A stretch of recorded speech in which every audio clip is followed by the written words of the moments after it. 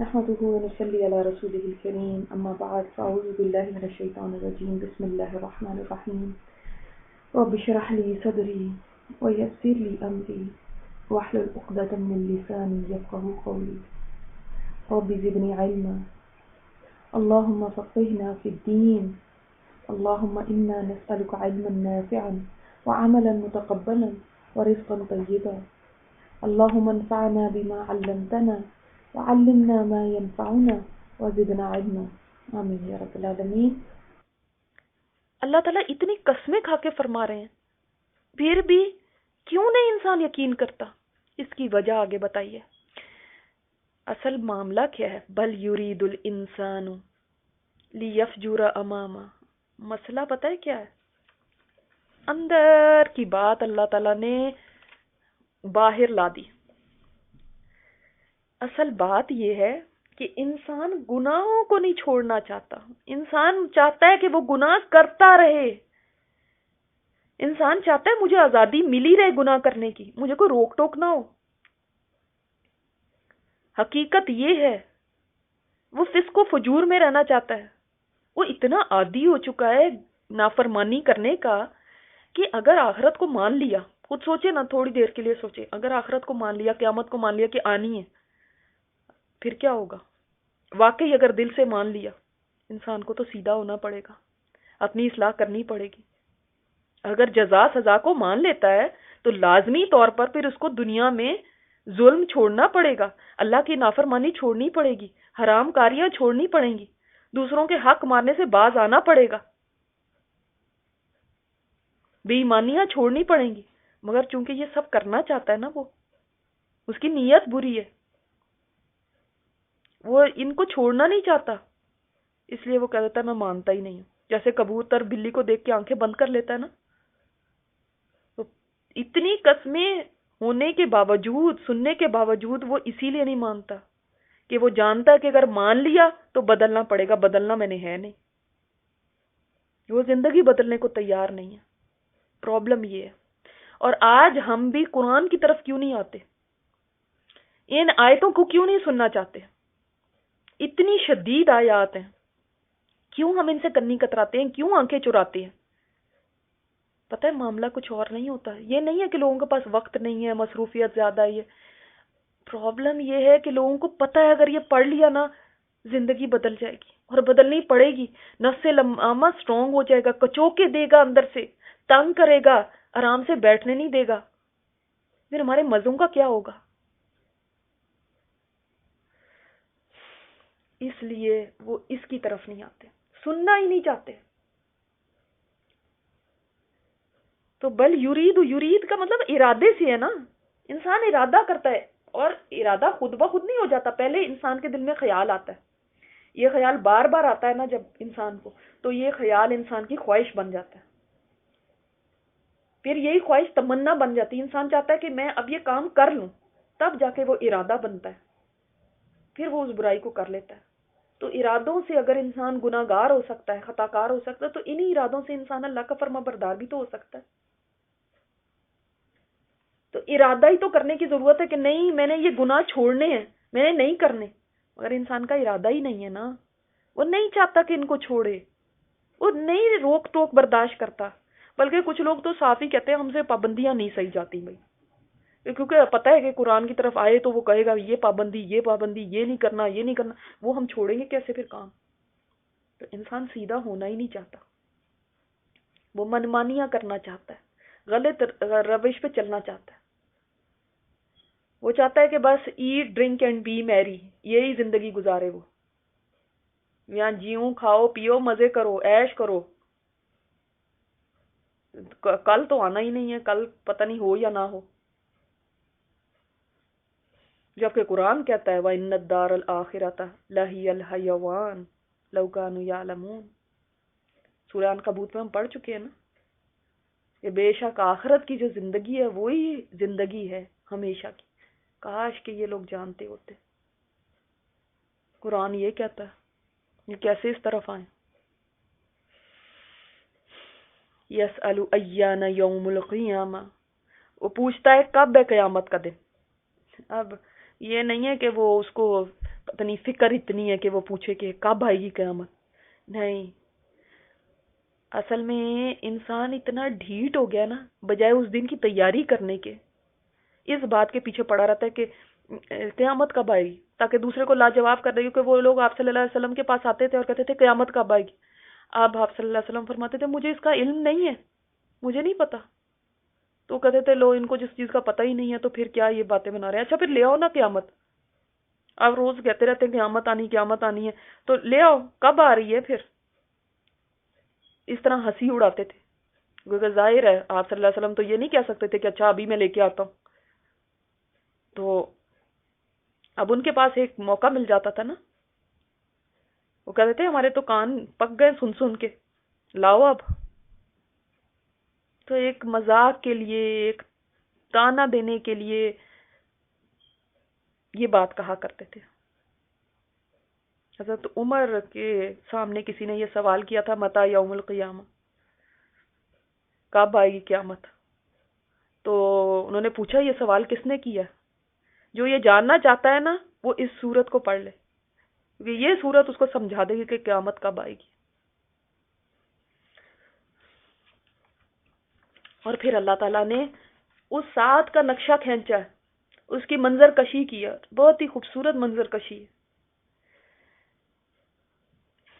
کہ جب وہ سور پھونکا جائے گا تو کیا حالت ہوگی. فَإِذَا بَرِقَ الْبَصَرُ، پھر جب آنکھیں چندھیا جائیں گی. یعنی آنکھیں چندھیاتی کب ہے؟ جس وقت کوئی بہت تیز روشنی ہوتی ہے تو کیا ہوتا ہے، آنکھ کھلتی نہیں ہے نا. تو اس دن کی اتنے خوفناک مناظر ہوں گے، ایسی ہولناکی ہوگی کہ اس کو دیکھ کے آنکھیں نہیں کھلیں گی. نگاہیں، یہ بھی مطلب ہے کہ نگاہیں پتھرا جائیں گی. انسان کو سمجھ آنی شروع ہو جائے گی نا کہ میرے ساتھ ہونے کیا والا ہے. یہ تو وہ دن آ گیا جس کے بارے میں سنا کرتا تھا. کیونکہ ہر ایک انسان، چاہے وہ کافر ہی کیوں نہیں ہے، پتہ ضرور ہے اس کو کہ قیامت کا ایک دن ہے، ڈے آف ججمنٹ، چاہے وہ مانے یا نہیں مانے، ہر ایک کے علم میں یہ بات ضرور ہے. تو جب وہ ایسی چیزوں کو دیکھے گا، آج تو بڑے اکڑ اکڑ کے چلتے ہیں، بڑی بے پرواہی ہے، اچھا کب آئی قیامت، ہنستے ہیں اس بات کے اوپر. جب وہ آ جائے گی نا تو حال یہ ہوگا. وَخَسَفَ الْقَمَرُ، اور چاند بے نور ہو جائے گا. چاند کی روشنی آج پتہ چلتا ہے کہ سورج سے ریفلیکٹ کرتا ہے نا، یہ سورج سے لیتا ہے، اس کی اپنی روشنی نہیں ہے. اور سوچیں اگر سورج کو ہی کچھ ہو جاتا ہے تو یہ روشنی کہاں سے لے گا؟ سائنٹیفکلی بھی آج یہ چیزیں اتنی آرام سے پروو ہو سکتی ہیں نا، اتنی آرام سے سمجھ آ سکتی ہیں، جو شاید اس وقت نہ ہی آ سکتی ہوں گی لوگوں کو. اس وقت لوگوں کو تھوڑی پتا تھا کہ چاند کے پاس اپنی روشنی نہیں ہے. آج تو سائنس بتاتی ہے کوئی بھی اس سسٹم کے اندر مسئلہ ہوتا ہے تو چاند کے پاس کوئی روشنی نہیں رہے گی. ہو سکتا ہے کہ اگر یہ جو گریوٹی کا نظام ہے اس میں کوئی خلل آ جائے، کوئی پرابلم ہو جائے، تو یہ مثلا زمین نے آج چاند کو اپنی طرف، ایک گریویٹیشنل پل ہے جس سے کھینچا ہوا ہے، اس لیے چاند اپنے مدار میں گھوم رہا ہے.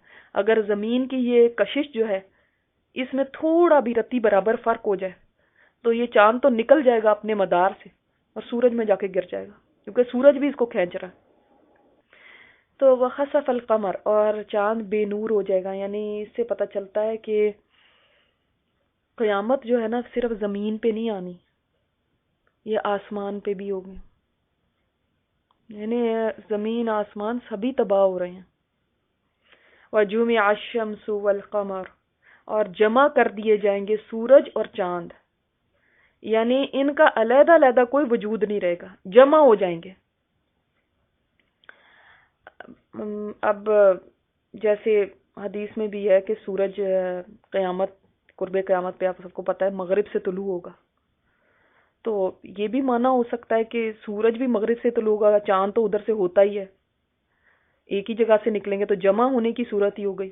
اور دوسرا یہ بھی مانا ہو سکتا ہے کہ چاند کی طرح سورج کی بھی روشنی نہیں رہے گی اور یہ بھی مانا ہو سکتا ہے کہ ایک دوسرے سے ٹکرا جائیں گے، یعنی جمع ہو جائیں گے نا، یعنی چاند سورج میں جیسے میں نے آپ کو بتایا جا کے گر جائے گا، یہ بھی ہو سکتا ہے کیونکہ چاند تو سورج سے بہت چھوٹا ہے، یہ تو اس کے سامنے بالکل ایک سمجھ لیں ایک نقطہ ہے اس کے سامنے، تو اس کا تو وجود ہی ختم ہو جائے گا۔ اس دن انسان کو سمجھ آنی ہے، یقول الانسان یومئذ این المفر، ہائے ہائے اب کہے گا کہاں ہے آج کے دن بھاگنے کی جگہ۔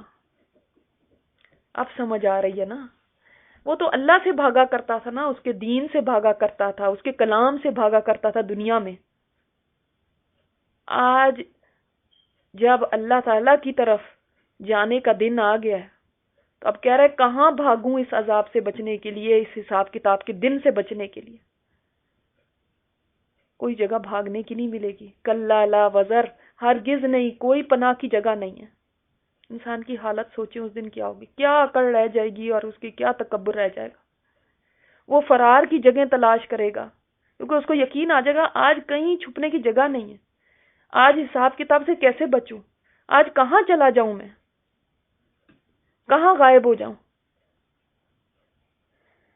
تو یہ وہاں پہ کہا جائے گا، یا پھر ہو سکتا ہے یہ تصویر حال ہی ہو کہ ہرگز نہیں، کوئی پناہ کی جگہ نہیں، ہو سکتا ہے کوئی اناؤنس کر رہا ہو کہ تم کدھر بھاگے پھر رہے ہو، آج کوئی جگہ نہیں ہے چھپنے کی۔ کیوں؟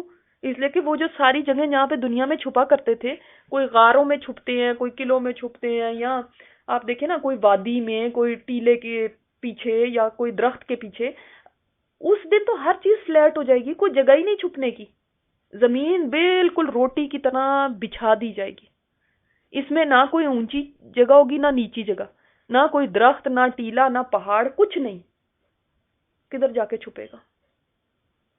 یا خود ہی ہو سکتا ہے اس کے اوپر یہ بات واضح ہو جائے کہ آج کوئی جگہ نہیں ہے، خود ہی اپنے آپ کو کہہ رہا ہوں۔ آج تو پوچھتے نا قیامت کب آئے گی، جب آ جائے گی نا تو چھپنے کی جگہ نہیں ملے گی۔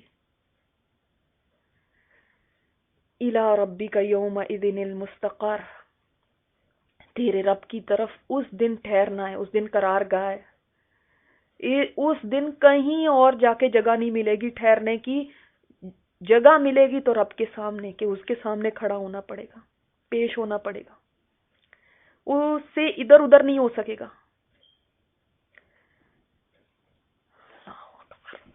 اسی لیے تو کہا گیا نا، اللہ تعالیٰ نے فرمایا وَوَجَدُوا مَا عَمِلُوا حَاضِرًا، جو کیا ہے اس کو موجود پالے گا وہاں پہ، تیرا رب کسی پہ ظلم کرنے والا نہیں ہے۔ اور اس دن کہا جائے گا مَا لَكُم مِّن مَلْجَإٍ يَوْمَئِذٍ وَمَا لَكُم مِّن نَكِيرٍ، یعنی آج نہ تو کوئی جائے پناہ ہے، نہ ایسی جگہ کہ وہاں جا کے تم انجان اور بے پہچان بن جاؤ۔ یعنی جیسے دنیا میں ہوتا ہے نا کہ انسان کہیں چھپنا چاہتا ہے، کسی اور کنٹری چلا جاتا ہے جہاں پہ اس کو کوئی نہیں جانتا ہوتا، تو وہ بے نام سا ہو جاتا ہے، وہاں پہ گھومتا رہتا ہے، کسی کو کیا پتا یہ کون ہے، چھپ ہی گیا نا ایک طرح سے۔ مجرم لوگ اسی طرح کرتے ہیں نا۔ تو کوئی آج کے دن تو ایسی بھی جگہ نہیں ہے جہاں پہ تم بھاگ کے جا کے انجان بن جاؤ، بے پہچان بن جاؤ، تو کسی کو پتہ ہی نہ چلے یہ کون ہے۔ تو انسان جب یہ پریشانی، شدت ہول، گھبراہٹ اور اس سب کے اندر اتنی ایسی پورے قیامت کو دیکھے گا، ان مناظر کو، تو بھاگتا جائے گا، کہے گا کوئی جائے پناہ، کوئی بھاگنے کی جگہ۔ اللہ کی طرف سے جواب ملے گا کوئی پناہ نہیں، رب کے سامنے اور اس کے پاس ٹھہرنے کے سوا کوئی چارہ کار نہیں ہے آج تمہارے پاس۔ یہ ہے انسان کی کہانی۔ مجرم کو لا کے اللہ کے سامنے کھڑا کر دیا جائے گا، تب رب العزت فرمائے گا اب آ گئے ہو ہمارے پاس، اب آ گئے ہو اکیلے اکیلے، جیسے ہم نے تمہیں پہلی دفعہ پیدا کیا تھا، یعنی جیسے دنیا میں گئے تھے تو اکیلے گئے تھے نا، اب لوٹ آئے ہو تو بھی اکیلے ہی ہو۔ مگر اس چند سال کی مختصر سی زندگی میں انسان کیا کیا کمائیاں کر لیتا ہے کہ خود کو برباد کر دیتا ہے۔ وہ ایک پنجابی کا شعر ہے کا میں آپ کو بتاؤں گی بھی اس کا مطلب کیا ہے، مگر بہت ہی پیارا اس شعر ہے کہ ملک عدم تو ننگے پنڈے آندہ بندہ ایس جہان، ایک کفن دی خاطر بندہ اینا پینڈا کردا ہے کہ جب انسان آتا ہے نا ننگے پنڈے، یعنی بالکل ننگا ہوتا ہے. دنیا میں انسان پیدا ہوتا ہے کہ کس طرح ہوتا ہے؟ ننگا. اور جاتا ہے تو کیا لے کے جاتا ہے؟ ایک کفن. تو شاعر کہتا ہے ایک کفن دی خاطر بندہ اینا پینڈا کردا ہے. اتنے جو تم بھاگ دوڑ محنت، تمہاری کیا کیا کوششیں، تمہارا یہاں پہ جی لگانا، تمہارا پائی پائی کے لیے دم نکلتا جا رہا ہے صرف ایک کفن کی خاطر. وہ لے کے جانا تم نے، اس کے لیے تم ایسے کر رہے ہو. سبحانک اللہم و بحمدک نشہد ان لا الہ الا انت نستغفرک و نتوب الیک.